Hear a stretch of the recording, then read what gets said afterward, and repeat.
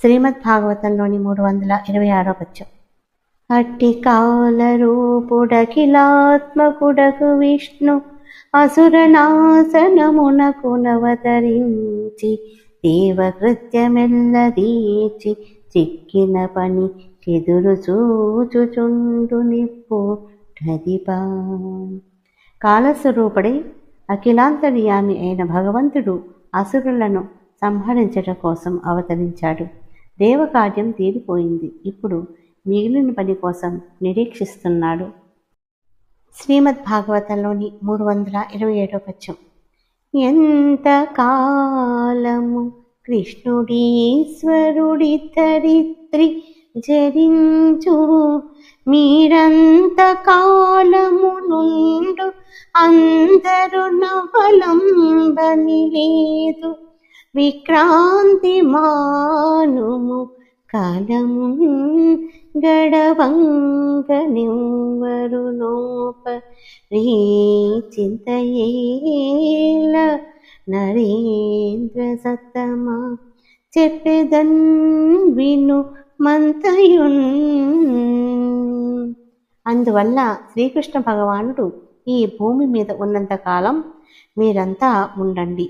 ఆయన అవతారం చాలించిన అనంతరం మీరు కూడా ఉండవలసిన పని లేదు. మహారాజా, వ్యాకుల పడకు. ఎంత వాడైనా కాల ప్రభావానికి తలవంచక తప్పదు. ఎందుకీ నీకి విచారం? ఏమి జరిగిందో చెబుతాను విను. శ్రీమద్ భాగవతంలోని 328వ పద్యం. ఇది వచన భాగంగా ఉంది.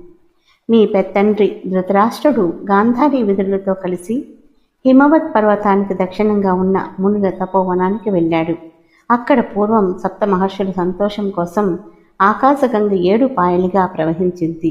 సప్తస్త్రోతమనే ఆ పుణ్యతీర్థంలో మీ తండ్రి గారు 3 వేళలా స్నానం చేస్తూ యథావిధిగా అగ్ని కార్యం ఆచరిస్తూ నిరాహారుడై కేవలం జలం మాత్రమే స్వీకరిస్తూ సకల కర్మలు పరిత్యజించి నిరాటంకంగా ప్రశాంత చిత్తుడై ఈశనత్రయాన్ని విసర్జించి దర్భాసనాసీనుడై జితేంద్రియుడై సత్వరజస్తమో గుణాల మాలిన్యాన్ని పోకార్చి తదేక ధ్యానంతో శ్రీహరిని చింతిస్తూ ఉన్నాడు.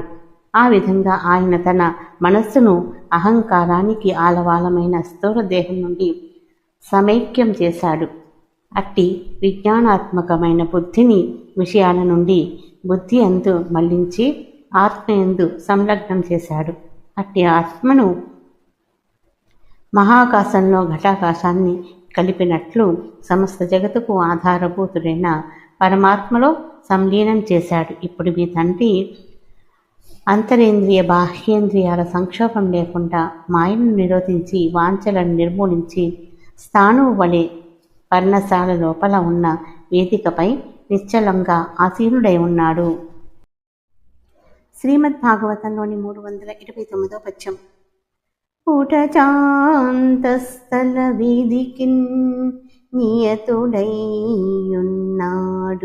నీడాదిగా నిటపై నీనవనాడు మేన్ విడువగా నిజాగ్ని యోగాగ్ని తత్పడు దేహంబు దహింపచూచి నియమ ప్రఖ్యాత గాంధారి ఇట్టడువో నొల్లక ప్రాణవల్లభూతో నగ్నింబడున్ భూవరా.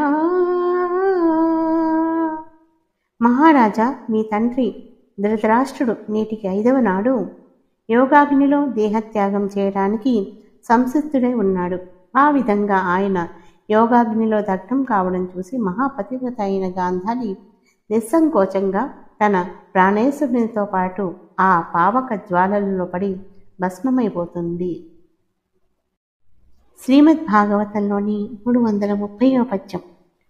అంతట వారల మరణము వింతయగుచు చూడబడిన విదురుడు చింతా సంతాప మొదవ వ్రీత స్వాంతుడై తీర్థములకు జనియడు నదిపా.